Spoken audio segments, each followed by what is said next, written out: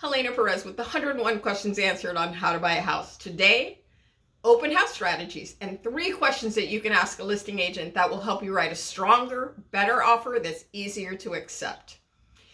So we're in these crazy times where open houses may have hundreds of people in them, running around with tape measures and contractors, figuring out which wall they're going to tear down first to build their dream home. But there are still 3 questions that you can ask that will help you get more information up front and will help you maybe write a better, stronger offer that's easy to accept. I'll also add 1 question that I think you should probably avoid.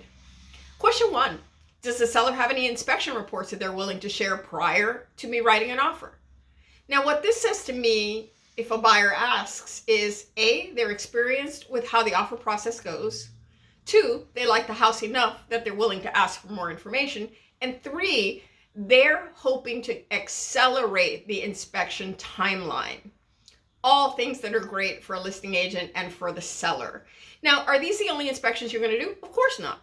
Please never rely only on the seller's inspection reports. They're really just informational for the seller to know what might be wrong with the house in advance. However, again, what it says to me is, I want to make this fast for the seller, and that's what sellers are looking for today.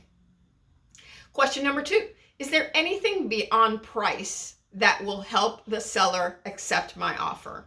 That could be shortened escrow period, shortened contingency times. It could be a lease back. Perhaps the seller's lived there for 25 years and is having a hard time detaching. It could be the exclusion of a fixture like a lamp, a overhead lamp or something that's emotional for them.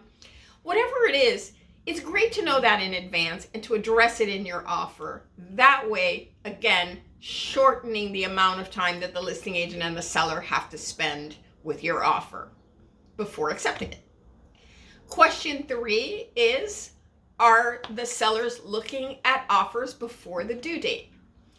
A great listing agent will wring the last second out of the offer timeline because that offer that you get at the 11th hour might be your highest. But maybe the seller has a number in mind. And if they see that number early on in the offer due process, they might just accept it.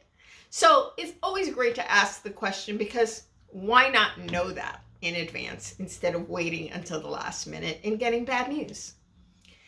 The one question that I'm always a little confused by, and I think is a lateral at best, is why are they selling?